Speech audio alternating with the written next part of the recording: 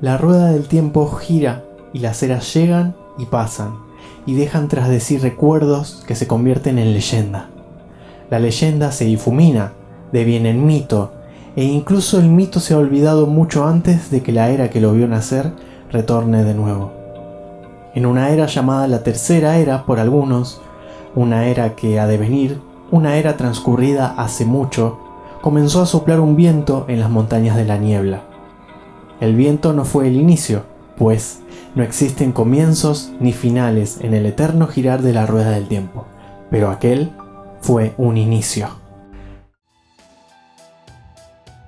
Hola a todos, este es el segundo episodio de este podcast que dimos en llamar el podcast de la mano roja. Así que hola a todos, hola Fyron, ¿cómo estás? ¿Qué más, Tomate, bro? ¿Todo bien? Sí, por suerte sí, no estoy tomando café con 30 grados de temperatura, así que estoy bien.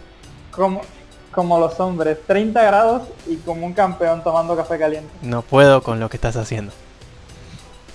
Bueno, en esta segunda edición del podcast ya vamos a empezar a, como sabrán si vieron la edición anterior y si no la vieron, bueno, está subida en el canal, en mi canal Tomate Despachurrado, vayan a verlo. En la primera no hicimos ninguna clase de spoilers. Fue más bien una especie de, introducción a lo que es este podcast. Estuvimos hablando de la rueda en general, lo que significa para Fyron, para mí. Nos fuimos haciendo algunas preguntas, pero bueno, fue un podcast, una edición del podcast sin ninguna clase de spoilers. Hoy sí que vamos a comenzar a tener spoilers, porque lo que le planteé a Fyron hacer es charlar acerca de lo que fue la introducción a esta saga. Es decir, lo que nos pasó con El Ojo del Mundo. Así que hoy vamos a estar hablando mayormente, de lo que sería la introducción a la saga y del primer libro de la saga.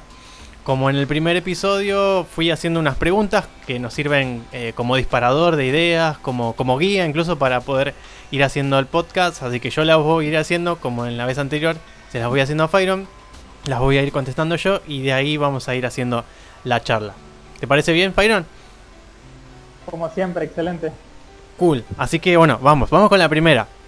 Esto va a estar con el titulado comenzando a leer la rueda del tiempo, El Ojo del Mundo, que como sabrán o no sabrán es el primer libro de la saga. Ahí sería el libro 1, hay un libro 0, ¿no? No me dejas mentir, que sería como una... Sí, está. Cronológicamente es el libro segundo, cronológicamente. Sí. Pero en cuanto a escritura es el primero que se publicó. Exacto, y es recomendable empezar por acá.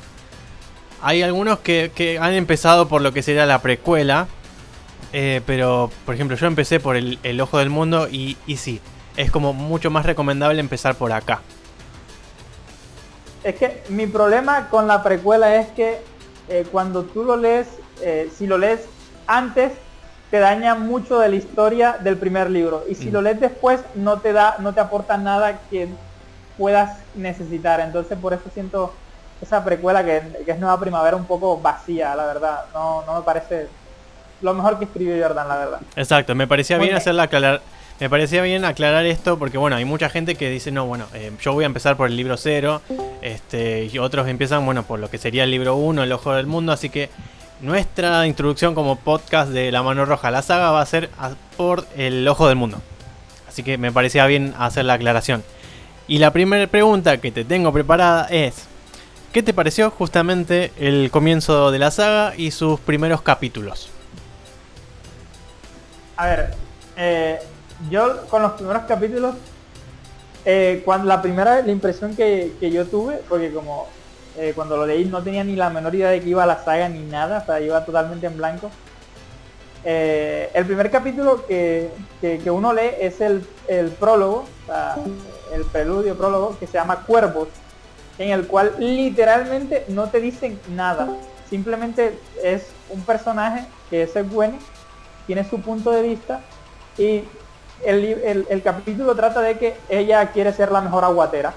Es literalmente todo el capítulo, sí. Ella diciendo quiero ser la mejor aguatera de su lugar, que es Dos Ríos, y tú la ves y dices, ¿y esto qué tiene que ver? Entonces yo lo leí y la verdad te voy a ser sincero, en ese momento dije qué pereza, porque no lo vi tan entretenido. Sí. Ojo, ahora lo leo otra vez leí ese prólogo una vez más, ahora que estoy con la relectura, y dije, qué bueno que está esa introducción. Total. Pero es como, la primera vez puede ser un poco por lo menos esa parte. Contrariamente, Jordan en el capítulo siguiente te presenta un cambio totalmente, te transporta a otra época, con otro personaje totalmente diferente, no tienes ni idea de qué está pasando.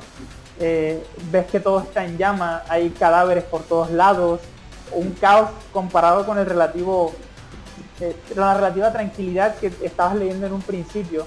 Entonces, por lo menos esos 2 primeros capítulos son como que muy, diferentes. Ves como que sí, todo muy tranquilo, pero de repente caos y destrucción por todos lados. Entonces, eso solamente siendo el prólogo y el preludio, y tú ves, dices, no entiendo nada que está pasando aquí, de verdad no tengo la menor idea. Sin embargo, ese es como un incentivo, como que bueno, vamos a continuar. Y a lo largo de lo que son los primeros capítulos, que se desarrollan en 2 ríos y todo lo que pasa ahí, sí te voy a decir que me pareció un poco aburrido hasta que ya comienza un poco la acción a moverse, pero creo que ahora, cuando lo leo más detenidamente, lo disfruto más, no solamente porque sea lo que voy, sino porque entiendo por qué lo hizo así. Y así que en un principio me parecieron bastante ahora me parecen muy buenos. Uh-huh. Así que por lo menos estos primeros capítulos. A mí me pasa algo bastante parecido. De hecho, cuando te escribí esta pregunta como para ir teniéndola en mente, iba pensando, bueno, qué me pasaba a mí con el comienzo de este libro, y me pasa algo bastante parecido, porque el prólogo está tan buenísimo. Me refiero al prólogo en el que vemos a Lew Sterling dándose cuenta de hasta dónde, hasta qué punto tuvo consecuencias su locura. Todo lo que hizo, sí. Sí, todo lo que hizo, su encuentro con el renegado, toda esa charla que tienen, la escena en sí es tan fuerte que si te digo la verdad, a mí la saga o el comienzo de este libro me dejó enganchado, más que nada por el prólogo. Después, una vez que comenzás a leer los primeros capítulos, que como decías recién, se va transcurriendo todo en 2 ríos, comenzás con Eugene diciendo, bueno, básicamente que quería ser la mejor aguatera y nada más. O sea, te van presentando un poco los personajes, el mundo no tiene nada que ver con lo que leíste en el prólogo, hay como mucho contraste. Y sí, te da un poco de pereza, es como ¿qué está pasando? Pero en el medio de esa pereza te recordás el prólogo y pensás, ok, ¿cuándo esto que yo acabo de leer en el prólogo, en el inicio del libro, se va a conectar un poco con esto? Y me parece que hasta que, vas hilando un poco lo uno con lo otro, sí, se te torna un poco denso. Además que es un mundo que en mi experiencia quizás es como bastante conocido, es bastante parecido a lo que es la comunidad del anillo. Me parece que en un guiño bastante claro a Tolkien. No me parece que sea un control C, control V que haya hecho Jordan, copio directamente. No, me parece que es un guiño que se dio, algo que él quería hacer, porque digamos, hay que decirlo todo, comienza bastante parecido. Y es cierto que los primeros capítulos de 2 ríos me resultaron bastante ahí como lentos, aburridos, solo hasta que llega una persona que es luz y vida, y es Moraine. Una vez que llega Moraine con su guardián Lan, es como, ok, acá empezó la rueda. No sé si a vos te habrá pasado así. No, a mí me pasa que, es que el Jordan te va dando pequeñas pinceladas de muy poco. Por ejemplo, cuando te muestran el comienzo, te muestran a Rand, nuestro punto de vista principal en el primer libro. Uh-huh. Vemos que menciona que hay un invierno muy fuerte, que él es de 2 ríos y empieza bla bla bla bla. Pero de repente, en medio de lo que es su camino, él dice que ve a un hombre con una capa negra de fondo. Pequeñas pinceladas que deja Jordan. Y al final él lo achaca a su locura. Y después, cuando va a hablar y habla con sus amigos y dice, he visto a un hombre que tiene una capucha negra una capa negra, como un caballo negro, y su capa no se mueve por más que haya mucho viento. Entonces, bueno, ya hay un poquito más. Sus tres amigos lo han visto. Ese tipo de cosas. Y lo dejan ahí, él regresa, hace lo que tiene que hacer, te dan un poco de exposición, de conocer a los personajes del pueblo, poco más, y cuando regresa y está el capítulo en donde estalla todo, lo que también te deja pinceladas que tú dices, bueno, de repente su padre sabe más de lo que parece. Sí, totalmente, sí. Es muy ágil, muy inteligente, y tú dices, bueno, ¿qué pasa aquí? Exacto, cuando su padre está delirando ahí, es como que empieza a decir un montón de cosas que, ok, esta persona es como que sabe mucho más de lo que dice, está medio descolocada en este pueblo del fin del mundo, es como, me estás diciendo más, acá hay miga. Eso es lo que pasa con Tam. Sí, exacto. Cuando yo recuerdo cuando estaba, mis primeras impresiones cuando estaba, bueno, ok, el papá sabe más de lo que parece. Sí. Él sabe más de lo que parece. Eso fue lo que yo pensé. Y luego, es que si algo tiene Jordan es que es muy bueno describiendo. Yo lo dije, si Jordan no hubiera sido escritor, se hubiera podido dedicar a ser estilista, porque describe muy bien vestidos, ropa y todo lo que tú quieras. Pero, cómo te describe Jordan una escena es increíble. O sea, porque hay una parte en la que Rand tiene que cargar a su padre. Y eso es uno de los capítulos que a mí más me ha gustado de toda la saga, que es, él describe, lees el miedo de Rand, del protagonista, y dices, ok, esto está bien hecho, dice, está desesperado, está cansado, no puede más, y ver cómo lo narra es muy bueno, diciendo que tuvo que correr, está totalmente ya fatigado, los pies le duelen, pero aún así trata de llegar porque su única esperanza está adelante. Entonces, esa narración es cuando hay un poco de emoción, que la rueda es como una pequeña montaña rusa, por lo menos en el libro 1, es como todo tranquilo, una pequeña subida y vuelve otra vez un poco más tranquilo y otra vez y así. Exacto. Y a lo largo del libro es así. Sí, ese comienzo me parece que ya te da la pauta de cómo va a ser la saga, porque la saga es así. Tenés muchos momentos de tranquilidad y de repente una explosión y bueno, la montaña rusa empieza a ser así, se va para arriba y de repente tranquilidad otra vez. Y a veces hay desenlaces que vos decís, ok, esto parece un final del libro en la mitad de un libro. Y después tenés momentos en los que la trama se plancha un poco más, está todo más tranquilo, más relajado. Y otra vez te arma un follón ahí de un momento para otro. Me parece que este comienzo quizás, me refiero a cuando empiezan a atacar los Trollocs a la aldea y a Dos Ríos y tal, es una buena pauta de, ok, la saga, o sea, el ritmo de la saga lo voy a llevar de esta manera. Te voy a dar un momento en el que va a estar todo bien, todo tranquilo, vas a estar como medio bostezando y aburrido. Y de repente, acto seguido, pum, te la lío y te pudro todo y te mando un montón de bichos con hocicos y plumas y cara humana rara a atacar al pueblo. Sí, es que lo curioso de cómo maneja él eso, que es como que tú dices, bueno, lo que me parece curioso es que en toda esa parte que es tranquila, da mucha información que tú al principio pasas por alto. Sí, total. O sea, que tú dices, bueno, y después literalmente al final del libro dices, esto era esto, o incluso a mitad del libro, o unos capítulos más adelante. Entonces, él siempre fue, bueno, tal vez esté tranquilo, pero no te dejo de dar esas pinceladas, esos pequeños detalles que a la larga muestran que lo bien planeado que tenía él, cómo quería su libro. O sea, Robert Jordan quería que El Ojo del Mundo fuera así. Sí, totalmente. Y fue perfectamente así. Y luego, otra cosa que debo decir que me tiró a mí mucho a seguir leyendo fue que los personajes tienen un carisma. Te me has congelado un poco, Pyron. Increíble. Ahí está.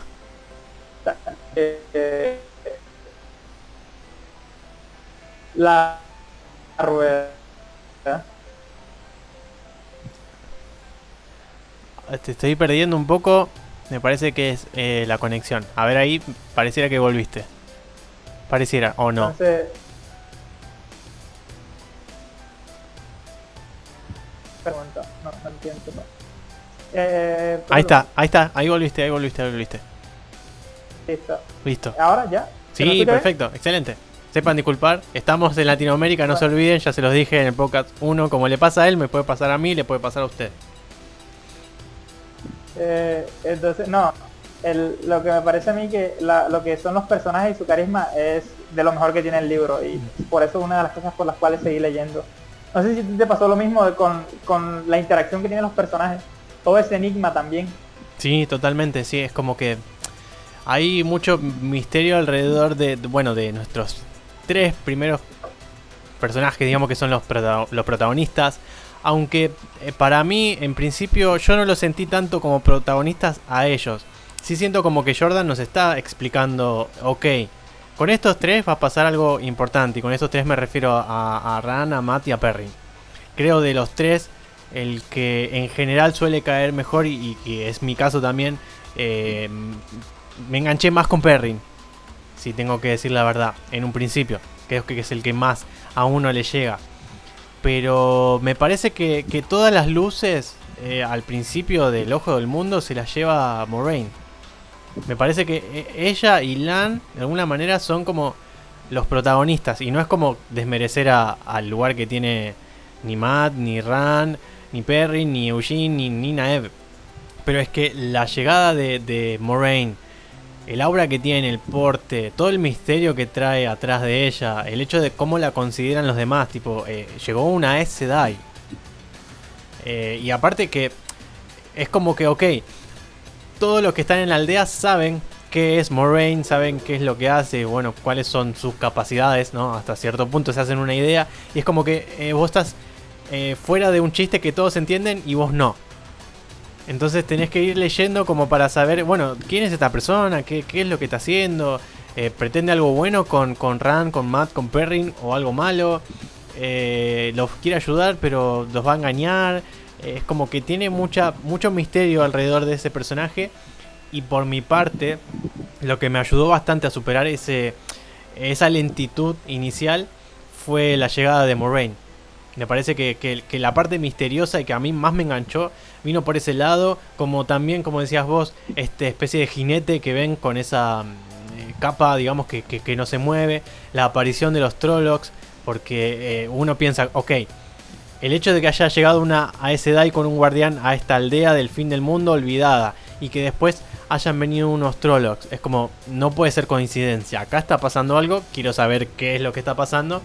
Y me parece que ahí es cuando Jordan logra que uno se termine de enganchar y diga, ok, me lo voy a seguir leyendo. No, sí. Es más, pasa algo curioso, o a mí me pasa algo curioso, y es que una de las cosas que más me doy cuenta conforme estaba en la relectura era que Moiraine a lo largo del primer libro te dice muchas cosas que tú no tienes ni la menor idea, pero están ahí, esos detalles otra vez, y eso yo al principio no les presté atención. Claro. Y luego cuando estaba más adelante en la saga dije, claro, ya, esto. Me gusta mucho el personaje de Moiraine por eso, además de que sí, es como todo el mundo está aterrado por los Trollocs, todo el mundo está sin saber qué hacer ni cómo hacer, y ves a alguien que está totalmente tranquilo, no se preocupa, o bueno, sí se preocupa pero no lo demuestra. Exacto. Y da como esa sensación de tener todo bajo control y de saber que está ahí, como que yo vine aquí y ellos vinieron aquí, así que algo va a pasar. Entonces, ¿cómo lo digo? Esto es una saga de fantasía. Aquí no es que vaya a pasar algo, sino cuándo va a pasar. Exactamente. Entonces, sí, total. Por ejemplo, yo estoy leyendo y cuando te dicen los Trollos son un mito y todo lo que tú quieras, no, o sea, tú sabes como lector que no son un mito y obviamente van a salir más adelante y ese tipo de cosas.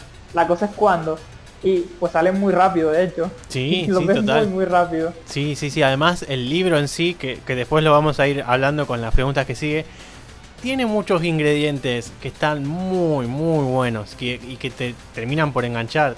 Tiene muchas cosas que son bastante originales, y a pesar de que, a ver, es un libro que, como digo, en el comienzo puede llegar a resultar un poco cansino, y los primeros capítulos como que necesitan un poco más de voluntad de uno mismo. en general, cuando lo terminás de leer y mirás para atrás, pudo haberte parecido similar a la Comunidad del Anillo, a Tolkien y tal, pero tiene sus rasgos propios. Jordan ya de entrada te metió, por ejemplo, una trama, que de esa vamos a hablar un poco más adelante, que va a durar hasta el último libro. Y no tiene que ver exactamente con los personajes principales, ni siquiera tampoco con la batalla principal contra el mal, sin ir más lejos. Sí, sí. Creo que sé a cuál te refieres ya. Te metió a otros, no sé, otros seres.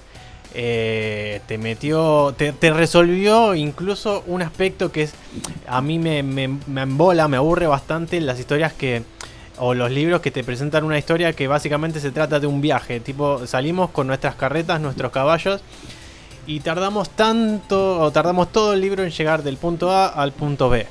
Y bueno, el libro se trata un poco de todo lo que nos pasó en el camino.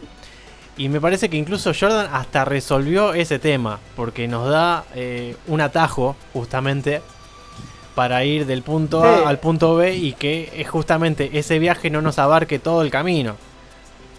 Entonces, no solo eso, sino que también cuando lo hace tiene su consecuencia. Ok, quieres ir rápido, pero hay un problema. Entonces eso también es bastante entretenido de leer. De hecho, exacto, esa es la palabra. Hablaremos de eso.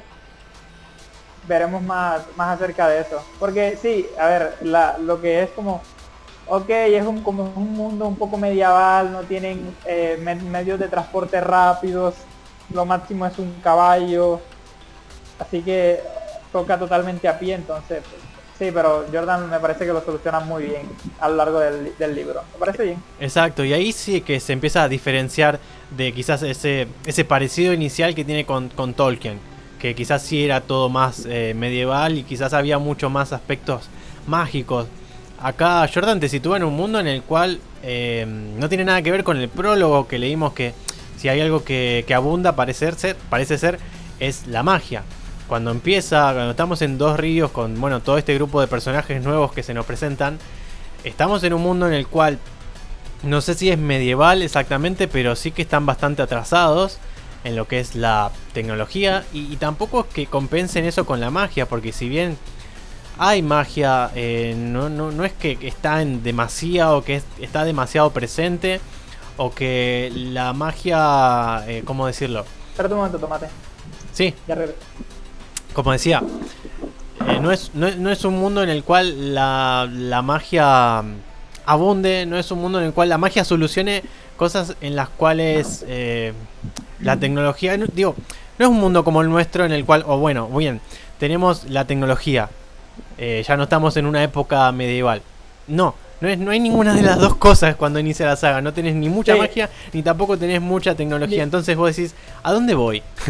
Y a pesar de eso, Jordan te mete un montón de elementos que son súper interesantes, como las puertas de los atajos, que ya vamos a hablar de eso, como el sistema de magia, como Jagger Lot, y un montón de cosas que van apareciendo que la verdad que no son otra cosa que elementos interesantes que te enganchan mucho en la lectura. Sí, o sea, es divertido porque de hecho en ese camino a pie ves tantas cosas. El problema es que en ese preciso momento no tienen ninguna relevancia, sino que lo tienen 4 o 5 libros más adelante y tú dices, bueno, estuvo interesante la caminata, así que hay que prestar mucha atención. Entonces yo en ese momento no lo hice porque pues como era nuevo, leía por leer, por decirlo así, por terminar. Claro. Y o sea, quería saber qué pasaba. Eso fue una de las cosas. Exacto, y después eso fue una de las cosas que corregí en esta relectura con la gente, cuando decía, anoten esto o tengan pendiente esto, porque para que cuando lleguemos a un punto ustedes sepan de dónde viene esto o cómo fue construyéndose esa parte, para que digan, no salió de la nada, sino que hay una pequeña pista aquí, una pequeña pista allá, y entonces es muy buena esa parte. Exactamente, es una saga que hay que releerse, definitivamente que yo la voy a releer. Te voy con la segunda. A ver, ¿qué opinás del tema de que las profecías que se nos presentan al inicio nomás de la saga spoileen bastante lo que es la trama general de la saga entera? A ver, yo no tengo ningún problema con que a mí me digan, esta historia va a terminar así. No tengo ningún problema. Es más, me podrían decir qué personajes mueren y cuáles van a salir con vida. Pero me interesa saber cómo llegaron a ese punto. Entonces, yo como fanático de ese viaje, de decir, bueno, este va a ser el final, sí, ok, este va a ser el final, pero dime cómo llegaron a ese final. Uh-huh. Las profecías me parecían geniales. Porque también es cierto que muchas profecías tú a veces tratabas de acomodarlas. Bueno, será en este punto, o será más adelante, o no pasará aquí, o quizás cuando creí que había pasado, no pasó. Entonces diría que yo disfruté mucho las profecías. No puedo entender que a muchas personas no les guste como saber ese tipo de cosas, pero por ejemplo, a mí era un incentivo para leer, porque bueno, este personaje va a hacer esto, o este va a hacer esto, quiero ver qué pasa, cómo llega a esto, porque incluso hay profecías que te pueden decir, este personaje va a tener gloria, pero en ese momento simplemente es un vagabundo, un inútil que no tiene ninguna posibilidad.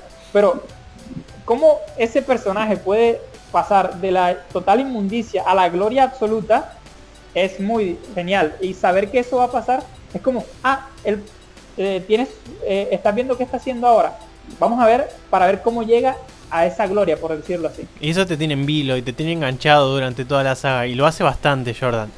Yo con este tema de las profecías me refería a que, a ver, hablo obviamente del tema del dragón, el dragón renacido, de su lucha contra el oscuro. Es que básicamente es como si vos estuvieras leyendo, no sé, la Biblia y te digan, bueno, Jesús va a morir.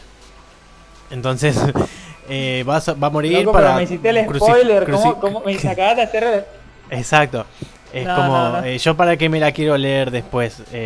Y con la rueda un poco pasa eso. Él al principio con unas ciertas profecías te comenta, ok, bueno, el dragón renacido tiene que justamente, y valga la redundancia, renacer para enfrentarse al oscuro, y va a acabar con el mundo otra vez, y tal, y bla bla bla, y bla bla bla. Entonces básicamente te está contando la trama de su saga en un libro 1, sí, en los primeros capítulos. Y vos decís, ok, ¿esto es algo negativo? Para mí, todo lo contrario, es algo excelente, es una premisa que está bastante genial. El hecho de dar por sentado que vamos a iniciar así. Este es mi premisa, esto es lo que yo te voy a contar, te lo estoy adelantando y arreglate. Quizás hay otras sagas o otros autores que se rebuscan más para buscar quizás su originalidad y descolocar al lector y tal. Pero me parece muy, muy original y muy interesante esta propuesta de Jordan, de revelarte básicamente su trama y de estar atentos a lo que tiene que ver con las profecías, que quizás en esta saga son bastante literales las profecías, y como que no tenés muchos resquicios por donde escaparles. Me parece que en otras sagas, como por ejemplo Canción de Hielo y Fuego, o quizás, bueno, otras que he leído, las profecías son un poco más ambiguas y quizás se cumplen de maneras bastante diferentes a lo que está planteado o lo que está escrito en un papel. En la rueda me parece que son bastante más literales. O sea, si te dicen, no sé, a Fyron se le va a cortar el internet en 5 minutos. A Fyron se le corta el internet en 5 minutos. Es así. Sí. A ver, pero no me eches la sal. No, pero sí. De hecho, da risa porque es curioso que, por ejemplo, en el primer libro, ni siquiera al final, sino al principio te dicen, este personaje va a morir. Exacto. Tú, bueno, ok, va a morir. ¿Cuándo? Es que te lo dicen literalmente, dice, este personaje va a morir. Tienes que ser tú muy ciego para no notar que ese personaje, te están diciendo, tiene una lápida en la frente ese personaje. Exacto. Básicamente. Uh-huh. Entonces, como te digo, a mí no me parece malo. Puede que entienda que hay gente que le fastidie o le moleste, pero por mi caso no, a mí me encanta ese tipo de cosas. Y, por ejemplo, soy de los que también, de hecho, eso, Brandon, en el archivo, los pequeños pedazos de texto que te tienes arriba de cada comienzo pueden considerarse como spoilers, porque hay veces que si tú haces una relectura y ves esas partes, dices, ok, me dijiste esto hace mucho tiempo. Exactamente. Pero no lo supe interpretar. Quizás el gancho que me parece que tiene justamente el tema de las profecías es que si bien está bastante claro que cierto personaje que es del dragón, ¿no? Va a morir en su lucha contra el oscuro, en ningún momento las profecías te garantizan que el bien, digamos entre comillas, va a vencer al mal. O sea, en ningún momento te dicen, ok, el dragón tiene que hacer esto, esto y esto para derrotar al oscuro y vamos a vivir todos felices después. No, o sea, te da una pauta de cosas que tiene que hacer, pero ni siquiera cumpliéndolas te dice el mundo va a estar salvado y está todo bien. No, esa incógnita la tenés durante toda la saga. Todo lo contrario, te dice que, ok, sí, va a existir alguien que tiene que enfrentarse al oscuro, al mal. Sin embargo, en el proceso, ese va a destruir menos que el oscuro, así que tú eliges. Tienes que elegir el mal menor, básicamente. Sí. Sí, exacto. Es una premisa muy buena.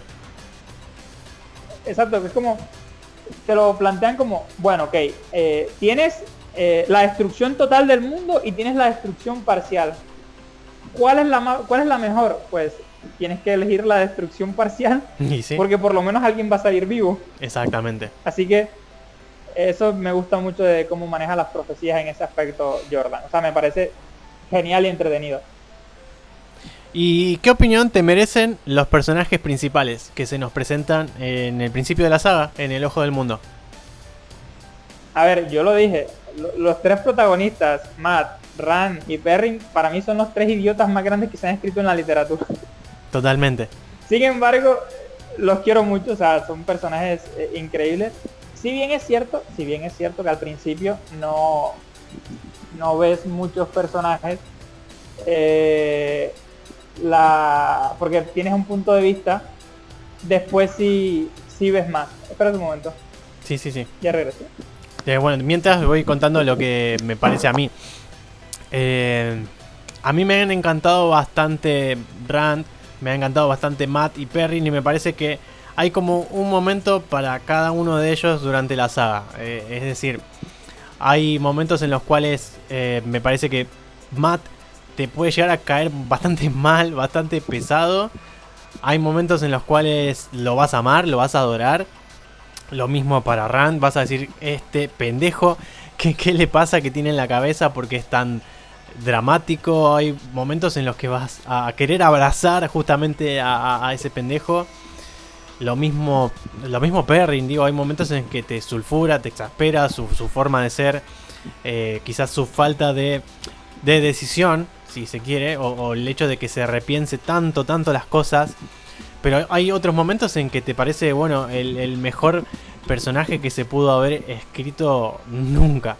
Y me parece que durante toda la saga son cosas que te van pasando con los personajes principales y que ya en El Ojo del Mundo comenzás a notar. Es decir, te vas enterando de cómo es la personalidad de Matt, que quizás es el más sinvergüenza de los tres. Te vas enterando cómo es Rand, que quizás es un toque más ensimismado, si se quiere, o introvertido. Y después Perrin, ¿no? Que es como más, como el que, como decía al principio en la primera pregunta, el que suele caer mejor, porque no sé, tiene cierta estilo, cierta forma de ser que le llega a uno más que los demás personajes. Y después por otro lado están las mujeres que se nos presentan. Creo que la primera de ellas es Eugene. El primer punto de vista que tenemos es el de ella.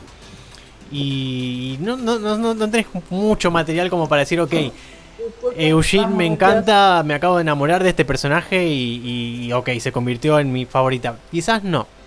Quizás tenés más muestras como para engancharte con Nina Eve, que es un personaje bastante polémico, si se quiere. Es por momentos bastante beligerante, bastante reaccionaria, bastante mañosa incluso. Y bueno, por otro lado hay que pensar que todos estos personajes, los que he nombrado, Matt, Rand, Perrin, Eugene, Nina Eve, son muy jóvenes. Están comenzando, digamos, su aventura, su escapada, su salida de Dos Ríos. Y tienen muy corta edad. Con lo cual el cambio en sus personalidades va a ser quizás mucho más marcado que el cambio de los demás personajes. Hablo por ejemplo de Moraine, que, como dije, cuando llega Moraine a escena, para mí se lleva todas las luces.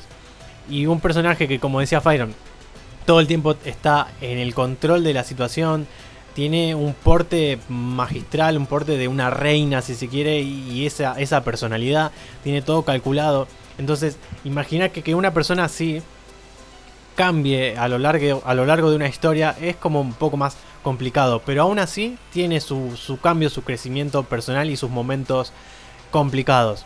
Incluso más con estos personajes que se nos presentan al principio, que como dije son de muy corta edad, son jóvenes, pero bueno, si tengo que decir con cuál me enganché más, diría que lo vuelvo a repetir. Con Perrin fue con el que me enganché más, me gustó muchísimo la personalidad de Nynaeve. Y de nuevo, repito, cuando llegó Moraine a escena, para mí, se llevó todas las luces, se llevó toda mi atención. ¿A vos qué me decías, Byron? A ver, yo con... a mí me gusta mucho Moraine, me gusta mucho el personaje, pero obviamente, como tú dices, el personaje con el que más te enganchas primero es Perrin. Sí. O sea, te lo juro que yo cada vez que leí el primer libro decía, quiero más de Perrin, quiero más de Perrin, quiero más de Perrin. Sí. Porque me gustó mucho cómo lo vea. Y no solo por su personalidad, sino también por lo que le pasa a él en el libro, que es muy interesante. Y ver cómo se desarrolla esa trama desde el primer libro hasta el último es genial, por ejemplo. Pero eso es una cosa que yo digo, que Perrin era increíble. Perrin era, quiero más de Perrin, quiero más de Perrin.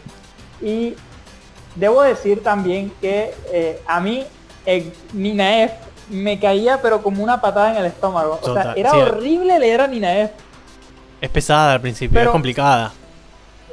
Es como decir, era como que, pero por el amor de Dios, hija, compórtate, compórtate. Que era desesperante. Y ojo, no es malo. Al contrario, eso demuestra que el personaje tiene una personalidad muy marcada y te lo logra transmitir. Sí, total. Pero eso no le quita lo pesado. O sea, es que el hecho de que vos tengas el hecho de que vos tengas estos sentimientos tan fuertes hacia los personajes, como por ejemplo decir quiero más de Perrin, o qué fastidio Nynaeve, o yo qué sé, cómo me encanta Moraine, o por ejemplo Ran, que al principio mucho no gravita, o qué pesado que me cae Matt. Ya que tengas esos sentimientos o no sé, esas sensaciones con los personajes, significa del vamos que están muy bien logrados. Porque un personaje que no te genere nada, o que vos digas, no me acuerdo ni quién es, y capaz que es un personaje bastante olvidable y que quizás el escritor no le puso muchas ganas, pero se nota la genialidad de la prosa de Jordan y de las ideas que tuvo y de cómo sabe definir cada una de las personalidades y hacer que las sientas, que te llegue, que sea como una persona a la cual le estás conociendo, valga la redundancia, en persona. Eso es una de las cosas que no sé, que no viene al tema del libro porque es de la serie, pero es una de las cosas que cuando vayan a hacer la adaptación más me preocupa. Uh-huh.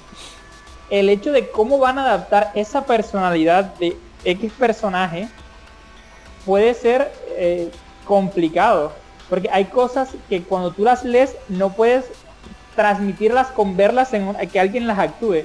Por ejemplo, cuando te dicen que Nynaeve se tira de la trenza cuando está irritada, ese tipo de cosas te las describen en un libro, pero ella solamente cuando vaya a actuar, tú solamente vas a ver que se tira de la trenza. Entonces esas personalidades tan marcadas que desarrollan en los libros, me preocupa cómo las van a adaptar. Uh-huh. en los actores, así que espero mucho de los actores de que logren transmitir eso, que por ejemplo hacer que Nynaeve te caiga pesada por tú leerla y que te sientas, esta tipa es muy densa, no quiero verla más, algo por el estilo. Que por cierto, Nynaeve es mi segundo personaje favorito de la saga, o sea, sí. me encanta el personaje. Y es increíble cómo pasa de ser un personaje que tú dices, le coges fastidio leer, a luego decir, qué maravilla, cómo te quiero. Exacto, sí, totalmente. Tiene una personalidad muy, muy definida. Y sí comparto ese temor por el tema de la serie. Me parece que si bien uno va abierto, ¿no?, a los cambios, porque no puedes pedir que sea exactamente igual al ser una adaptación, pero sí que se transmita la esencia de los personajes. quizás yo no me mata si hay gestos o cosas que son muy particulares de los personajes en los libros, como por ejemplo Nina Ebb tirándose de la trenza, y en la serie no me lo hacen. Te lo puedo llegar a dejar pasar y está todo bien. Pero si me transmitís la esencia de lo que es el personaje, que quizás no me puedes hacer a Matt como un chico bien portado. No me puedes hacer a Nina Ebb no puede. como una chica muy amable, muy educada, tolerante, educada, amable y educada, dócil. No, a ver, son cosas que no te voy a tolerar. Digo, mínimamente la esencia de los personajes tiene que estar. Sí, exacto. Espero mucho de eso y, como te digo, la personalidad es un gancho muy fuerte de los libros. O sea, el cómo interactúan los personajes. Y, por ejemplo, yo no me imagino a un Tom Merrilin que no sea, no tiene que ser un payaso, tiene que ser alguien cómico, sí, en su momento justo. Hay una escena que siempre me ha encantado del primer libro, que es que, por ejemplo, hay una escena de mucho suspenso en la que están rodeados de neblina y están todos asustados, rodeados de personas que van llegando amenazando a la gente, y en un momento de repente todos están tensos preparando sus armas, y Tom Merrilin saca un cuchillo de su manga y se pone a limpiarse las uñas.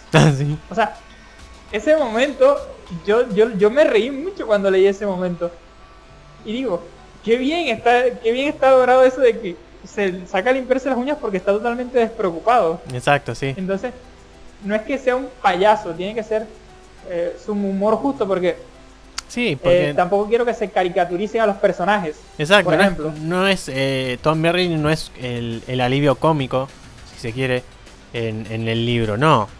Tiene sus toques cómicos porque es así, su personalidad más irónica, sarcástica, si se quiere. Pero yo destacaría más que eso el hecho de que es una persona de mundo, si se quiere. Una persona que ha viajado mucho, que justamente tiene una profesión con la cual le llega a la gente, le llegan muchas noticias a sus oídos, con lo cual es una persona culta que sabe muchas cosas, muchísimas más de las que aparenta. Y eso se queda bastante claro en un par de líneas de las que dice. ¿Sí? No es como que tengas que ahondar mucho y digas de dónde salió este tipo, o de qué juega, de qué va, qué pinta acá. No, te das cuenta enseguida que es un tipo de mundo, que ha viajado mucho, que sabe muchas cosas y que tiene fuentes de donde saca justamente todos esos conocimientos. Exacto, o sea, es muy divertido ese aspecto del juglar, porque en un principio tú dices, ok, un juglar, ¿qué hace? Pues malabares, chistes, toca algún instrumento. Todo lo contrario, toca algún instrumento, es músico, cuenta historias, pero todo lo contrario, Tom Merrilin es un personaje increíble, tiene, cuando lo estás leyendo dices, bueno, a ver, sorpréndeme otra vez. Sí. Entonces, y muy atentos a cualquier atisbo, cualquier pincelada de su historia en el libro 1, cualquiera de sus opiniones, inclinaciones, porque todo tiene que ver con un pasado bastante interesante que se trae a cuestas. Obviamente no es un juglar más que puedes encontrar en cualquier taberna y que se sumó al viaje, no. Es un juglar muy especial. Sí. O sea, es también divertido en ese aspecto porque, si bien tiene un pasado muy interesante, no deja de su foco central es cómo su pasado lo afecta ahora y las decisiones que toma. Entonces me parece muy bueno ese aspecto. ¿Y te gustó el sistema de magia? Esa sería la siguiente pregunta. A ver, el sistema de magia, debo decir que soy muy fan del sistema de magia de la rueda. Me encanta, me parece, porque como pues se conoce, este sistema de magia es un sistema, o sea, hay como 2 o 3 diría formas de ser como un sistema de magia. Un sistema muy blando, que no tiene ninguna regla. Lo más simple que se me ocurre es Gandalf, que literalmente dice, bueno, abracadabra, patas de cabra, y aquí tenemos un puente, tenemos una gaviota, tenemos un águila que pues nos van a salvar de cualquier momento. Eso es un sistema muy blando, o sea, que está muy a favor de necesito lo que necesito cuando lo necesito. Y puedo hacerlo. Ujú. Luego está un sistema un poco más complejo, como puede ser el de Brandon Sanderson, que es un sistema de magia duro, que tiene muchas reglas, que incluso muchas de esas reglas están sujetas a leyes físicas, Sí. a reacciones, a fuerzas de la naturaleza, que están denominadas y dicen, bueno, tú puedes hacer esto, pero no puedes hacer esto, y por más que lo intentes, no vas a poder hacer esto. Entonces, sin embargo, Jordan es un sistema de magia duro y blando, es una mezcla de tengo mis reglas, pero son moldeables esas reglas, pueden cambiar, o no es que puedan cambiar, sino que pueden expandirse un poco más para darme un poco más de libertad, Ujú. por decirlo así. Entonces, por ese aspecto, entonces sí, tienes un sistema de magia que te brinda acceso a los elementos, agua, fuego, tierra, aire, Energía, sí. y esa energía, y los puedes usar como... Pero sin embargo, esos elementos tienen ciertas reglas, ciertas características. Entonces, por ejemplo, las mujeres son más hábiles con el agua y el viento, los hombres son más con el fuego y la tierra, y ese tipo de cosas. Entonces tú dices, bueno, ok, hay ciertas cosas que se respetan. Entonces, ok, sí, tienes mucho poder, pero si absorbes mucho poder también te puede pasar algo. Entonces, no es como que por tener magia y poder vas a ser invencible, no, Ujú. todo lo contrario. No te dice que tu cuerpo sea indestructible, tu cuerpo sigue siendo vulnerable, puedes seguir saliendo lastimado o morir por una simple flecha, aunque tengas todo el poder que quieras. Exacto. Entonces me gusta mucho. A mí también, a mí me ha encantado el sistema de magia, es de mis favoritos. Todo lo que tenga que ver con la magia en la rueda del tiempo es excelente. Y como decías vos, es un sistema de magia muy lógico. Y creo que porque bueno, es bastante fácil decir, ok, en este mundo podés tirar fuego. Podés crear una bola de fuego, tirársela al monstruo y lo vas a quemar y vas a terminar con él. Es como, ok, ¿es algo que se puede hacer en la rueda? Sí, pero es algo que está en 100.000 de otras historias. Pero en la rueda al principio vemos que Moraine ayuda a sanar a Tam, ¿no? De sus heridas y tal. Entonces, ahí ves el primer atisbo de la lógica de este sistema de magia, que no es gratuito y para cada golpe hay algo que lo contrarresta, para cada tirón hay otro tirón que tiene su consecuencia, hay como causa y efecto. Entonces, yo no puedo sanar a alguien de la nada. Y tampoco este señor al que yo voy a sanar se va a sanar sin más y listo, no. Tiene un costo que pagar. Lo paga el cuerpo dando la propia energía para sanar. Y después no es como que, ok, a mí me abrieron en canal y me sacaron los intestinos para afuera y viene una AS-DAI, me va a sanar, ok, me puedo levantar y vamos a jugarnos un partido de fútbol. No. Tenés que justamente pagar el costo de esa sanación y vas a quedar postrado por un tiempito. No mucho, no exageradamente, pero sí. Lo mismo que pasa con el cansancio. En un momento Moraine utiliza la magia, el sistema de magia, justamente el poder único, para hacer que los chicos y los caballos estén descansados.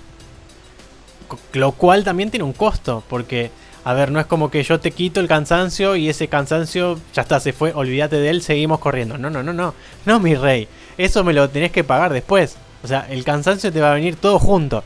Entonces ahí ves que es un sistema mágico muy lógico y que también se atiene de alguna manera a las leyes, digamos, del universo, si se quiere. Si bien estamos hablando de hilos o de elementos muy, como decía Fyron, agua, aire, tierra, energía, lo que sea. Son cosas como muy básicas que incluso antes se creían en la vida real. Digo, no me sale la palabra. En la alquimia utilizaban justamente estos elementos. Que de hecho sin la alquimia no existiría la ciencia moderna. Y son cosas que también se van dando en la rueda.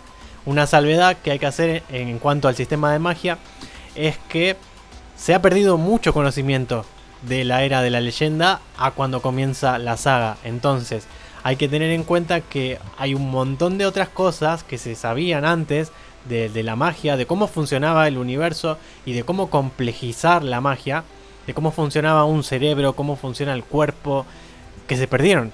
Imagínense estar hoy viviendo en el mundo moderno y que por una calamidad o por algo, bueno, de repente la humanidad se reinicie, se resete y se perdieron más de 3/4 de todo el conocimiento que se tiene actualmente. Bueno, es básicamente eso lo que pasa con la rueda. Lo que se sabe de la magia es una fracción de lo que se sabía antes, en la era de la leyenda. Pero de a poco, bueno, ese conocimiento se va recuperando, lo cual hace que todo sea cada vez más complejo.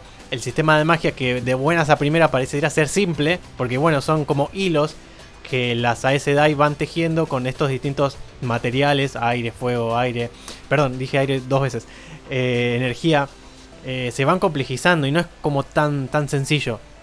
Con lo cual un sistema de magia sencillito, de buenas a primeras, se vuelve más complejo cada vez. Entonces nada, esa clase de sistema de magia a mí me encanta, me ha comprado y me parece de lo mejor que se ha escrito. Sí, no, sí, a mí me gusta mucho el sistema de magia porque también, como dices, es muy lógico.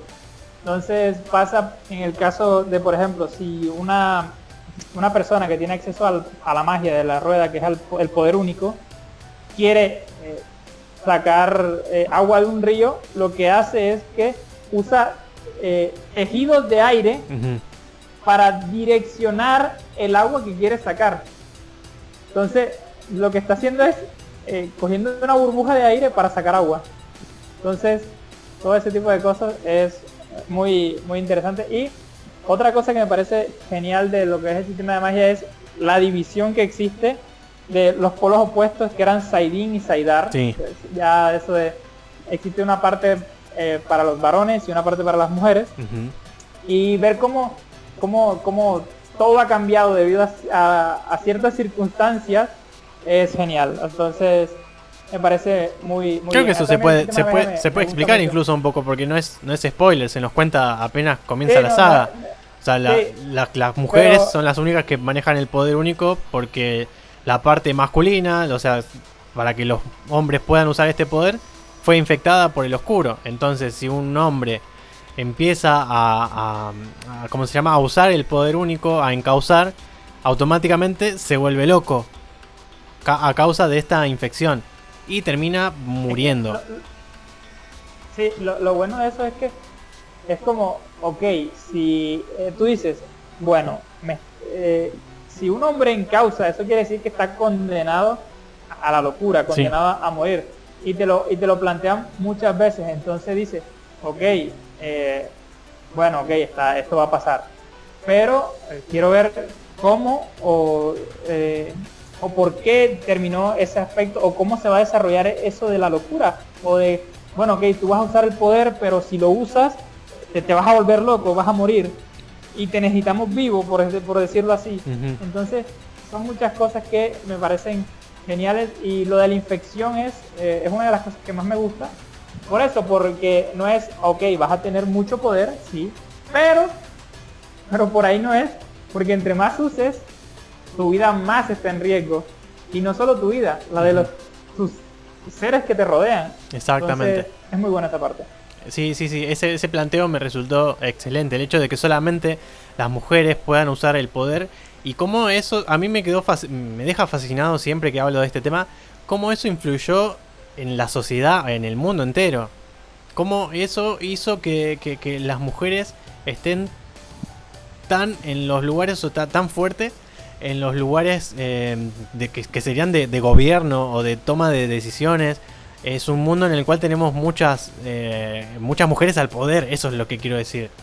Y que, por ejemplo, ya lo van a notar en el principio en Dos Ríos, que si bien tenemos un alcalde, ese alcalde mucho no puede hacer si no consulta con el círculo de mujeres. O sea, si el círculo de mujeres no le dice, ok, vamos con esto, vamos para adelante, como que si no está un poco así, de manos atrapadas, no puede hacer demasiado. Y eso se repite en cualquier escalafón de lo que es la sociedad de este mundo. No, sí, a mí Una cosa que me parece muy bien llevada de Jordan es esa rivalidad que hay entre hombres y mujeres en la rueda. Es súper divertida de leer, porque cuando lees el punto de vista de una mujer, dice, los hombres son unos inútiles, y lees el punto de un hombre y dice, no, las mujeres no sirven para hacer esto y esto. Entonces, esa rivalidad y esa dualidad es súper divertida de leer. Es muy buena. Sí. Y hay mucha competencia entre mujeres también. Me parece que se da quizás un poco más entre cierto grupo de mujeres, no todas, obviamente. Que bueno, justamente se basan en la competencia para ser quienes son. Pero después hay muchas mujeres que también dejan de lado justamente este asunto y dan lugar a nuevas cosas, a nuevas maneras de relacionarse. Pero bueno, eso quizás va dando un poco más adelante y no es de eso lo que estamos hablando ahora, el ojo del mundo. Sí. O sea, para más libros. ¿Y cuál fue tu momento favorito del ojo del mundo? Mi momento favorito del ojo del mundo, si me tuvieran que poner un arma en la cabeza, diría que mi momento favorito del ojo del mundo es la parte en la que todo el tramo que es de Shayol Ghul hasta el reencuentro en Caemlyn. Me parece que todo ese tramo de los personajes es súper entretenido de leer. Es muy muy bueno, y lo mal que lo pasan los personajes, sí. Es como, bueno, están pasándola mal, pero vamos a ver cómo siguen adelante. Ese tramo diría que es mi momento favorito de la saga, del primer libro, pues. Sí. Yo tengo dos. Hay uno que sé que es el que más me gusta del Ojo del Mundo, y otro que sería como una mención especial, si se quiere.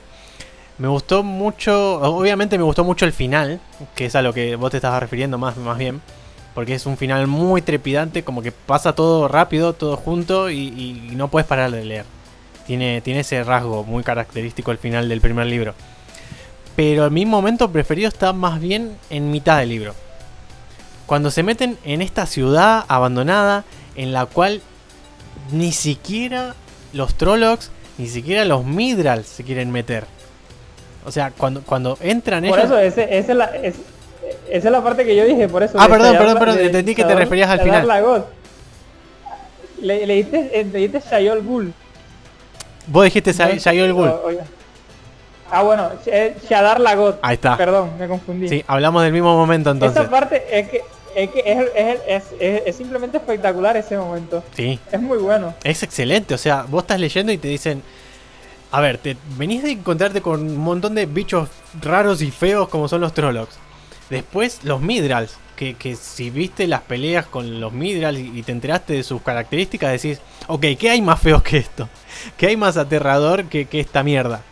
Ok, ahí está Shadar Logoth, donde ni siquiera estos bichos de mierda se quieren meter. Y ahí le dice Moiraine, sí, ok. Que le tienen miedo. Exacto. Ahí es donde Moiraine mete a nuestros personajes principales, y es donde se desata una de las tramas principales que son, que empiezan acá y duran para toda la saga, y que tienen momentos así como de pico, ¿no? Durante varios libros, que es la saga de Padan Fain, que es este tipo, que los viene siguiendo, que es una especie de amigo siniestro, pero a la vez fue corrompido por la maldad que existe ahí en Shadar Logoth, con lo cual se convirtió en otra cosa. Una cosa muy peligrosa. Es que sí pasa en este caso de que es que cuando tú llegas al final del libro y lees todo lo que está relacionado con este tipo, con Padan Fain, dice, ok, este tipo está muy mal de la cabeza. Sí. Está tan mal de la cabeza que Moiraine le siente asco. O sea, tocarlo le da asco. Sí. Y todo ese tipo de cosas. Entonces, ver un poco la desesperación del personaje y todo lo que hace y cómo se desarrolla todo hasta el final me parece genial. Y ni qué decir que lo que es la narración de Shadar Lagoth y cómo ese miedo es genial. A mí me recordó mucho a Lovecraft. No sé si has leído a Lovecraft, pero me recordó a muchas de... No, pero tengo que leer. Cuando lo leas, se te va a venir a la mente Shadar Logoth, porque es bastante similar la prosa. No digo que esté hecho adrede así, sino que te lo recuerda. por lo genial que está, por la manera genial en la que está narrado y descrito el lugar. Bueno, lo que sería el monstruo que aparece ahí, lo digo entre comillas monstruo porque bueno, es más que eso. Pero sí, es más que eso. no quiero decir demasiado, pero la manera en que está escrito toda esa escena o ese tramo del libro es increíble, es excelente y para mí es de lo mejor. En cuanto a lo que mencionaba como una mención especial, es el relato de la batalla del Tarendrel que hace Moraine, como para que la gente de Dos Ríos recuerde quiénes son, de dónde vienen y de dónde vino su sangre, cómo es que están viviendo ahí. Yo es que es un relato que me leí varias veces e incluso hice un audiolibro para YouTube, en mi canal está. Es un relato que yo lo leo, lo termino de leer, no es muy largo, es corto. Piel de gallina, pero por todos lados. Piel de gallina. No es solo eso, no es solo eso. Es que uno, la primera vez que lo lee es épico, pero cuando lees eso, después de haberte leído ya por lo menos 4 libros de la saga, dices, es más épico todavía ese relato. Y luego hay frases que han salido de ahí, como el Tai Sharmaneteren, que pues, a ver, son parte importante de la saga y de lo que es el fandom en general, por decirlo así. Sí. Y pues ese relato es muy bueno. Por cómo lo narran, cómo lo cuentan, y esa no solo esa epicidad, sino esa emocionalidad que te transmite leerla, y como que, bueno, ellos lucharon y nunca se rindieron hasta el final, y esa parte de que la historia termina mal. Uh-huh. Ellos lucharon, pero la historia no tuvo un final feliz. No, en todo lo contrario. No es un final feliz. Es un final muy triste cuando dice, la espada que nunca se rompe, se rompió. Uh-huh. Entonces, es muy... ese te transmite lo épico, lo triste, lo increíble, y es muy buena esa narración. Sí, aparte que cumple una función doble. El hecho de que, ok, Moraine le está contando una historia a esta gente de Dos Ríos que básicamente de sus antepasados, de cómo es que consiguieron conservar ese pedazo de tierra y todo lo caro que les costó, como para hacerles una especie de arenga y de llamado de atención. En plan, no son unos simples granjeros que están escondidos en el último pedazo de tierra allá en el fondo del mundo. No, ustedes vienen de una gente y de una sangre que se resistió incluso hasta lo oscuro y hasta las últimas. Entonces cumple la función de arenga y ya de por sí es épico. Y a la vez le cuenta un poco de la historia al lector, de la historia que pasó en sí, que es la parte quizás triste. Y también le va aclarando o le va haciendo la alerta justamente de dónde provienen estas gentes de Dos Ríos. Que si bien pueden parecer unos mañosos, pueden parecer que se han olvidado por completo de dónde vinieron, como bien les dice Moraine. Pero que a partir de ese relato me parece que algo les movió adentro y que empiezan a recordar. Y a uno le queda esa historia más adelante. No, ese recuerdo que más adelante, ese sentimiento de que, bueno, esto fue un inicio en este aspecto, pero luego te van dando más de eso y pues dice, qué bien está, que lo hace es que lo digo, leerlo después de haber leído 3 o 4 libros hace aún más épico eso que estás leyendo. O sea, ese pequeño fragmento que es buenísimo simplemente. Sí, totalmente. ¿Y qué opinas de la prosa de Robert Jordan? Tengo mis problemas con él. Tengo muchos problemas con la prosa. A ver, siéntate aquí y cuéntamelo todo. Sí. Tengo mis problemas porque Jordan, sé que tú querías escribir así y esa es su forma, pero a veces que hay momentos en los que yo estoy leyendo una parte, tú estás tranquilo leyendo y va media página y no has avanzado nada, sino literalmente todavía es un pensamiento que tuvo un personaje que te ocupa media página. Sí. Y tú dices, a ver, Jordan, que por favor acelera un poco la cosa, porque es que de verdad recuerdo que hay una parte en la que te comienza a describir un muelle y te describe el muelle, y al final solo te dice, pero lo importante es que este barco iba a salir. Y yo, bueno, si me acabas de decir que todo lo que me acabas de describir antes no era importante, sino que... Entonces... esos momentos fueron complicados, sí. Sí. Pero eso es al principio, diría yo, porque conforme va pasando, la verdad es que después te acostumbras y te gusta que te describa las cosas y el ambiente, es más inmersivo. Sí, tiene su encanto que la trama vaya rápido, porque lo tiene, porque bueno, vas del punto A al punto B, haces tal cosa, pasa tal cosa, los personajes hablan, piensan, es más rápido, sí, pero ya con el paso cuando te vuelves un fanboy como yo en este caso, ya disfrutas esas descripciones y dices, bueno, ¿por qué no esto me lo pudiste haber descrito más? Quería más de esto, pero entonces, así, tengo mis problemas, pero me gusta, porque al fin y al cabo es su forma de escribir, sí, de escritor. Y no es que sea mala, es diferente. Es una elección, porque sí. hay escritores que son más rápidos, hay otros que, como Jordan, le gusta explayarse, le gusta comenzar a decir, bueno, el vestido tenía una caída muy larga, tenía una cola, un escote con flores, todo el vestido era de color verde, un verde muy claro, un azul muy oscuro, entonces a la larga te terminas gustando ese tipo de prosa que usa. Sí, me pasa exactamente lo mismo, me costó acostumbrarme a eso, pero hay que decir que a pesar de que a veces puede llegar a resultar cansino, el hecho de que te describan tanto algo, es bastante ameno de leer. Tanto las descripciones como lo que son los pensamientos, que a veces, bueno, sí, te quedas como... no puedes haber un párrafo tan largo de pensamiento entre medio de una conversación. Es que hay momentos en los que un personaje le dice hola al otro.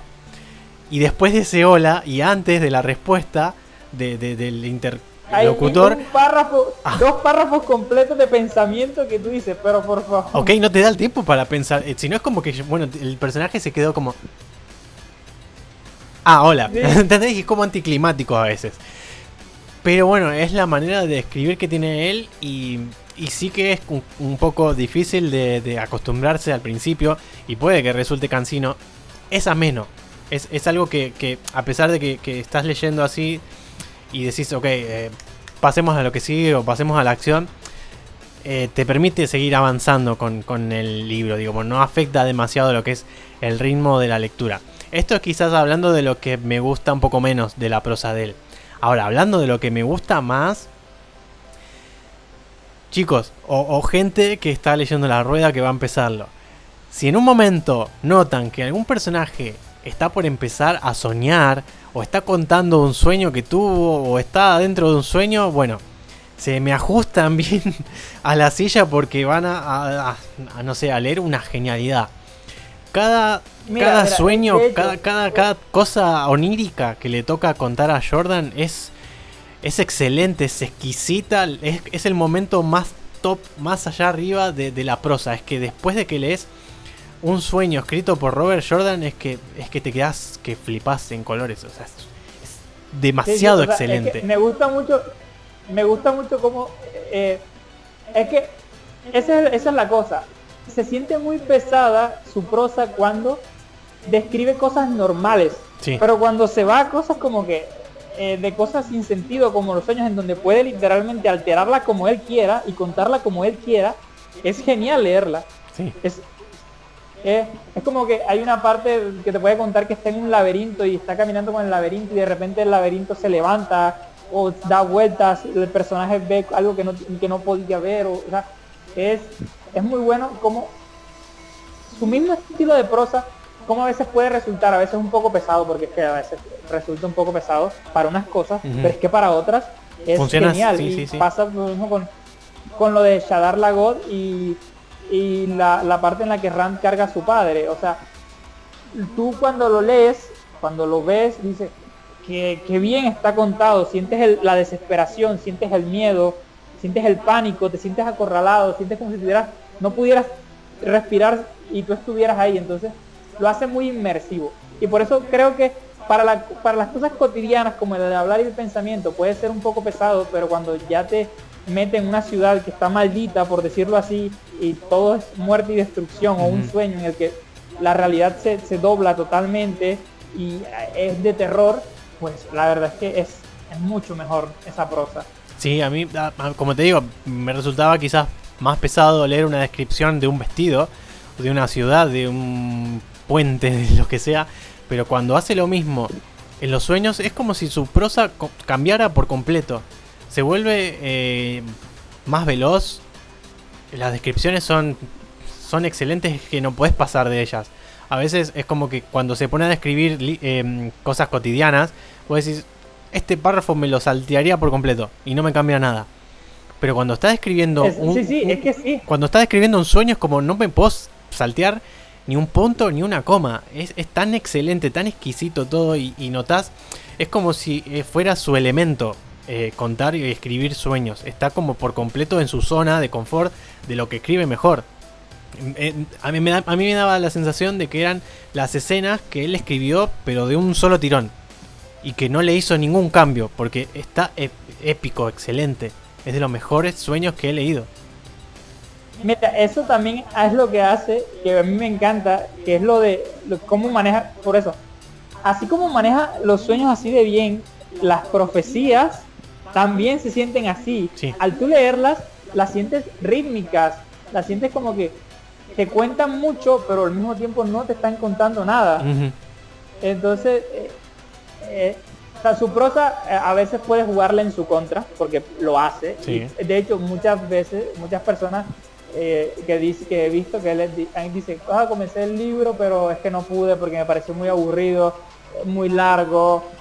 Todo ese tipo de cosas, y yo entiendo que puede ser largo y tedioso a veces, porque puede llegar a sentirse así, pero pero al final es de acostumbrarse, porque no es una mala prosa al fin y al cabo.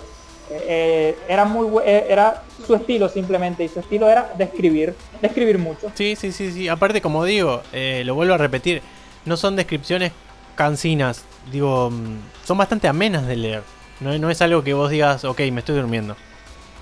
Ok, esto me dan ganas de salteármelo, no tengo más ganas de leer este libro. No, son descripciones y los pensamientos de los personajes que a veces son muy largos, pero que son muy amenos de leer, son entretenidos incluso, y que no es algo que te canse por completo y que vos digas, ok, acá llegó la parte de las descripciones, ya me aburrí, me fui de onda. Me sacó de onda, ya está, se me hizo como un anticlima. No, son cosas a las que te vas acostumbrando y que después cuando llegan, sin darte cuenta, aprendiste a pasarlas, a valorarlas, e incluso, como te pasa a vos, te gustaban mucho más después. Otra cosa que destacaría de su prosa es todo lo que tiene que ver con las escenas de acción y las batallas. Mis dieces a cada escena que ha escrito así. Una mejor que la otra. Una cosa que me pasa con Jordan es que sus batallas son al principio son muy es que, ¿cómo le explico? Jordan te deja mucho a la interpretación, pero te deja, o sea, ¿cómo decirlo? Él te deja como un pequeño camino, y él te dice, bueno, te voy a hacer esta batalla un poco a la interpretación, pero yo te voy a dar los puntos para que tú vayas hilando esa batalla, por decirlo así. Entonces, por ejemplo, cuando te dice que una persona está rodeada de Trollocs y de monstruos y están espalda con espalda lanzando fuego, o sea, tú esa parte te la imaginas, bueno, ¿cómo puede ser alguien rodeado de monstruos gigantes con formas totalmente bestiales? Uno literalmente que te lo describe que se encuentra bailando entre ellos, cortando piernas y gargantas, por decirlo así, para salir con vida. Entonces, sí, es como dice, esa narración de la batalla es muy buena. Sí, o sea, me refería en general, tanto los que son enfrentamientos así en grupo, o de uno a uno, o de uno contra, o dos contra muchos más, así como eso, como con las batallas a gran escala. Que me parece que en cuanto a lo que es batallas a gran escala, no he leído otra cosa que me haya gustado tanto como las batallas que ha escrito Jordan, los ejércitos, la manera estratégica y el elegante que tiene de presentar algo tan vil como lo es la guerra. nada, o sea, no me sale otra cosa que decirles que avancen en la historia, que lo van a flipar y que se lo van a pasar excelente en las batallas que van a leer. Que sobre todo hay muchas batallas a muy grande escala, ejércitos enormes, inmensos, que no he leído en otras sagas. O sea, he leído quizás cosas de más chicas, hablemos de 5.000 contra 10.000, de 15.000 contra 20.000. No, esos números son aquí hablamos de 1 millón aquí hablamos de 1 millón contra otro millón, es que es muy bueno. Sí. Entonces otra cosa que ojo, eso no es otra cosa que le gusta mucho a Jordan es la epicidad que él maneja, porque siempre lo maneja desde el primer libro, es la epicidad de la desventaja numérica. Sí. Como que bueno, estos son poquitos, pero estos poquitos van a ser épicos. Sí. Y Entonces, cómo une lo que es la estrategia y el genio militar, que me parece que es lo que hace la diferencia en cualquier ejército. No importa si tenés monstruos en tus filas, no importa si tenés Aes Sedai o gente con poder, no importa no importa si tenés una tecnología muy, ¿cómo decirlo?, avanzada. Para Jordan es como que los iguala con lo que tiene que ver con el genio militar. Y hablaba de, por ejemplo, que son muy geniales sus batallas, porque actualmente, como sabrá Fyron, me encuentro leyendo Malas. Y ya voy terminando el libro 8 y he leído unas cuantas batallas, y son quizás mucho más enfocadas en la magia, son batallas más breves. Digo, quizás hay ejércitos muy numerosos, pero están bastante apoyadas en la magia y son como un golpe de magia de acá, de allá, se acabó. Un montón de cuerpos destruidos y bla bla bla. En cambio, Jordan se apoya muchísimo más en lo que es la estrategia y el genio militar de cada uno de los comandantes que van surgiendo. Y después, bueno, sí, cada uno le tocará moverse como... Es literal un juego de ajedrez. Así. Sí, es muy interesante cómo lo plantea. Y sí, es que es muy divertido, muy entretenido leer. Que desde el primer libro al final ya te plantea una escena con un ejército muy grande y todo ese tipo de cosas y cómo va sucediendo. Entonces, sí, la prosa de Jordan puede ser su peor enemiga, pero cuando la usa como tiene que ser, es increíblemente buena. Sí, total. Es muy buena. Y una vez que terminaste el libro, ¿te dejó enganchado para leer toda la saga o te lo tuviste que pensar un poco? Es que yo cuando, como te digo, cuando el primer libro, yo tuve que meter mucha fuerza de voluntad para acabar el primer libro, porque me costó, la verdad, debo decir que me costó. Tiene momentos que me gustaron mucho, pero había partes que yo decía, cuesta, un poquito cuesta arriba está esto. Pero llegó un punto en el que yo, ¿cómo se llama?, más adelante pasa, pero en el que me enganché. Pero sinceramente con el primer libro me costó engancharme. El primer libro sí tuve que ponerle mucha fuerza de voluntad y muchas ganas para seguir con el segundo. A mí, por ejemplo, me pasó que tuve que pensarme un toque. A medida que iba leyendo te vas haciendo una idea de, ok, si esto es un libro autoconclusivo, no pasa nada, lo termino de leer y ya está. Me gustó, no me gustó, me gustó más, me gustó menos, pero ya está, lo terminé, listo. Al librero o bueno, al teléfono lo borro y ya está. En cambio, cuando estás leyendo una saga, un medio que o empezaste a leer una saga, ya leyendo el primer libro te vas enumerando las cosas que te gustan para decir o terminar de decidir si te la vas a seguir leyendo o no. En mi caso, sí me tenían bastante enganchados todos estos elementos de los que fuimos hablando. El prólogo, yo moría por saber cuándo se iba a conectar ese prólogo con el resto de la historia, porque bueno, para mí no tenían nada que ver. Entonces me resultaba muy interesante avanzar en la lectura para encontrar pistas que me lleven a conectar lo actual con lo de ese prólogo. Después hay un montón de cosas que me fueron enganchando, como el sistema de magia. Obviamente quería saber más sobre Moraine, sobre las Aes Sedai, sobre los guardianes. Toda la escena de Jaggar, Logoth, Padan Fain, y que esa saga queda ahí como inconclusa y continúa. Obviamente quería saber más de eso, pero Lo que sí me terminó de enganchar fue el final. Ese final trepidante que queda tan abierto a lo que sigue.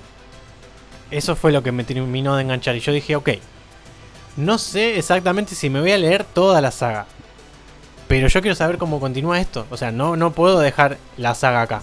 Yo, hablando sinceramente, yo terminé El Ojo del Mundo sin saber si me iba a leer la saga entera. Pero sí que quería saber cómo continuaba la historia de todos estos personajes, porque me había resultado súper interesante. Y el final es como, para mí, de lo mejor del libro. Así como hablando en un plano más general, ya no tan específico de qué momento te gustó más. Hablando de un plano más general y con más perspectiva, el final fue de lo mejor.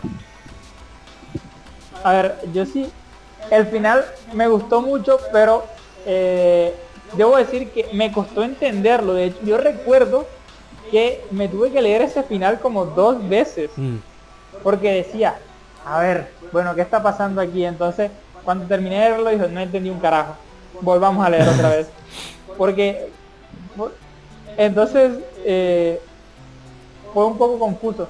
Entonces, como eso te digo, el primer libro, sí, a mí me debo decir que yo quería, por decirlo así, como pararlo, porque no le encontré ese gancho. Ahora te digo, me leo el primer libro y tengo ganas de terminarme la saga otra vez. Sí. Entonces, pero al principio me costó. ¿Qué pasa? Que cuando también es cierto que una de las cosas que Jordan no tiene es la sutileza. Jordan no es muy sutil en muchas cosas, y hay algunas tramas que literalmente coge y te las restriega en la cara, como que toma esto aquí, toma para ti. Entonces lo que es, por ejemplo, la parte del dragón renacido, Sí. A ver, no hay que ser muy listo, no hay que ser muy listo para saber quién es. Obvio, sí.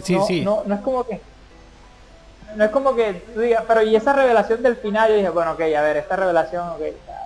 Pero bueno, al final me alegro de haber continuado y de haberle puesto voluntad a la cosa, porque pues te pone todo muy, muy épico. Claro, sí, además, eso que vos decías, es bastante fácil darse cuenta de quién es, sobre todo porque, a ver, vas viendo los cambios que hay en los tres, porque digamos que el protagonista, que uno pensaría, ¿no?, que el protagonista, ¿quién va a ser? Bueno, el dragón renacido, y es el único misterio que hay, y listo, el resto son como adheridos, son secundarios y lo van a acompañar a él en su cruzada, en su viaje del héroe, si se quiere.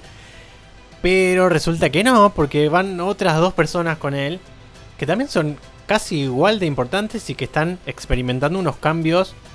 No hablo ya de personalidad, sino en su ser, digamos, que son igual de importantes. Por ejemplo, que Perry, que son peligrosos también. Peligrosos, por Entonces, ejemplo, y desconocidos. Sí. Por ejemplo, el cambio que tiene Perry, si vos te vas dando cuenta y recordás, son cosas que ni siquiera las Aes Sedai saben de qué se trata. El hecho de que pueda empezar a comunicarse con los lobos y tener unos sueños bastante ahí raros, es como, no se sabe de dónde salió esa habilidad, no se sabe siquiera si es algo que le dio el oscuro, si es algo que es algo que se ha olvidado en el tiempo. Lo mismo Matt también está teniendo unos cambios que quizás son un poco más sutiles y se ven después, pero que también vos decís, ok, lo que le está pasando a este personaje puede ser casi tan o más importante que lo que le podría pasar al dragón renacido. Interesante, definitivamente que lo es. Entonces es como que tiene varios ganchos para hacerte continuar con la historia. No solamente la premisa inicial de el dragón renacido, quién es, quién no es, qué va a ser y tal. Y después todo el tema de los renegados. De que te estuvieron diciendo todo el tiempo que bueno, que Balsemón era el oscuro. Y resulta que no era tan así.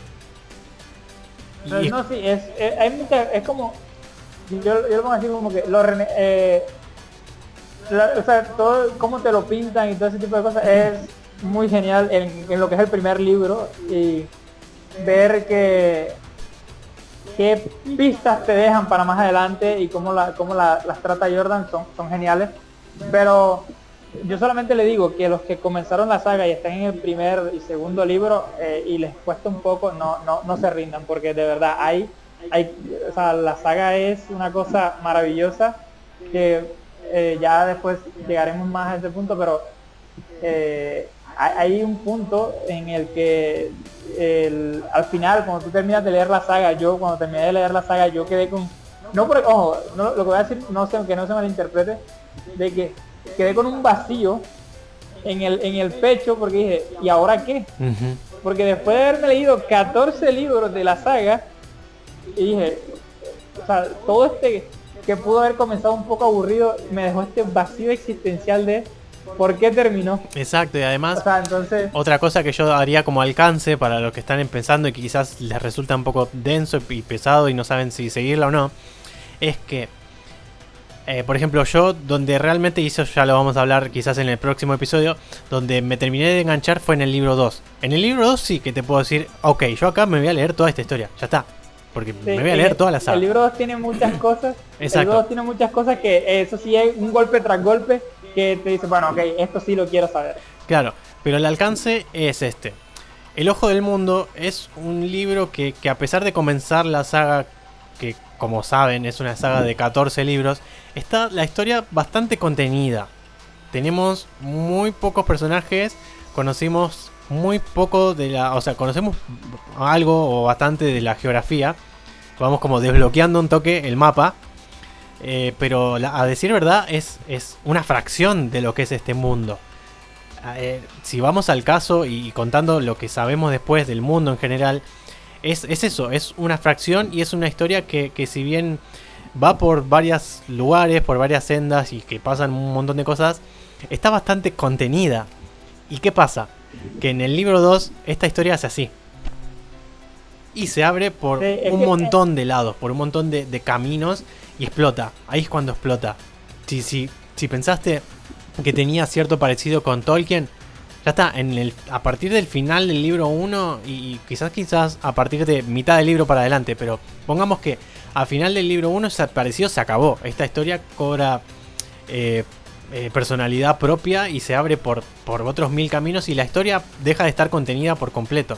Y no digo específicamente que los personajes se separen y que con eso ya la historia se abre. No. La cosa va por otro lado, o sea, se abre por peso propio, no porque Jordan agarre la excusa de llevarme a Ran para tal lado y a Eugene para otro. No va por ahí, sino que va por... es como... Lo que pasa es que, de hecho, en el primer libro pasa que si uno cuando compara lo que uno ve en el primer libro y luego en el segundo, es que no es ni la mitad de la tercera parte de lo que es todo el general, o sea, es algo inmenso y tú dices, bueno, a ver, quiero más de esto, entonces pues sí. Sí, diría que yo sí me enganché en el segundo libro también. En el segundo libro fue cuando yo dije, ok, quiero más de esto. Que además no te abruma, es un mundo inmenso, pero que va cuajando de a poco, gradualmente y por momentos, no te tira todo encima. En ningún momento sentís como que estás completamente perdido y que no entendés nada de nada. No porque sea demasiado explicativo y te esté recordando todo el tiempo y explicándote todo el tiempo de qué va esto, de qué va lo otro, no. Simplemente que lo presenta de una manera tan amena y que encaja tan bien con lo que vos venías conociendo y se relaciona tan bien, tan excelentemente bien, que la entrada o la apertura a todo lo que es el mundo de la Rueda del Tiempo, viniendo de esa historia, de ese libro 1 que estuvo bastante contenido, se siente muy natural, no se siente forzado, no te sentís perdido y ahí sí que te entran las ganas de justamente, quiero saber todo. No solamente querés saber cómo va la historia de los personajes principales y como digo, empezamos el podcast hablando de los spoilers, de las profecías, de que Jordan agarró y te dijo, bueno, mi personaje principal, que es el dragón renacido, y bueno, va a morir y en el camino va a destruir a todo el mundo y ni siquiera sabemos si va a derrotar al oscuro. Pero es como que Jordan logra que la historia consiga justamente que este asunto del dragón renacido y la batalla contra el oscuro como que pase a segundo plano y que vos te puedas concentrar en un montón de otras cosas. Empieza a meterte quizás más tramas políticas, más conspiraciones, más civilizaciones, más grupos de personas. Es como un montón de cosas que se van agregando como si fuera ingredientes a un guiso. Y sí, cuando lo vas probando es como, qué bueno que está esto, quiero más. Y así. Sí, es básicamente así. Y pues, como dije, los que estén en el primero y segundo libro, pues no se rindan. La saga es una cosa, un viaje increíble. Y yo, por ejemplo, o sea, cuando hay momentos que yo leía y se me aguaban los ojos y hay veces que leía partes y reía y celebraba con los personajes un triunfo, lloraba una derrota, entonces es muy bueno, simplemente es muy bueno. Sí, todavía estamos por decidir de qué vamos a estar hablando en el próximo episodio de este podcast. Probablemente pueda ser del libro 2, quizás del libro 2 y el libro 3, o quizás tomemos algunos que otros temas específicos como para conversar. Se los estaremos haciendo saber, pero esta edición del podcast llega hasta acá, porque ya, bueno, hemos comentado todos los temas que teníamos preparados, e incluso creo que comentamos bastante más. Sí, pero este es un final. Este es un final. Exacto. Pero bueno, seguiremos. Y a los que les esté gustando el podcast, pues nos alegra a los dos saber que les está gustando tanto, y el que se los quiera escuchar y disfrute con estos dos locos, pues muchas gracias por mi parte, y la de Tomate imagino que también. Sí, lo que también, como decíamos en el podcast anterior, vamos a ir sumando otras personas como para hablar de otros temas. Quizás hay otras personas que van por el libro 2, entonces estaría cool conversar acerca de qué les pareció.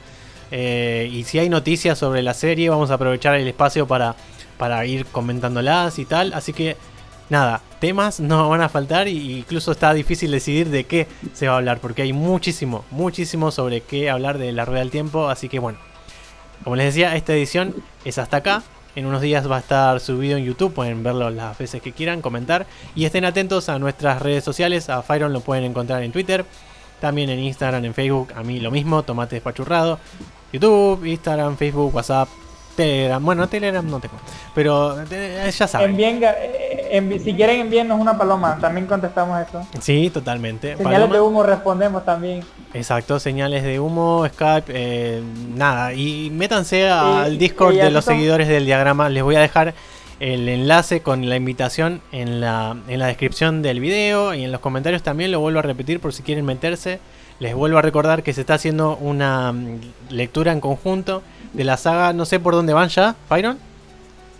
Vamos a leer ya estamos terminando el tercer libro, que es El Dragón Renacido. Entonces, pues a los que se quieran sumar, para el cuarto, si quieren comenzar vamos a hacer de hecho una pausa de una semana, y la próxima semana que viene más arriba arrancaremos con el cuarto y estaremos informando.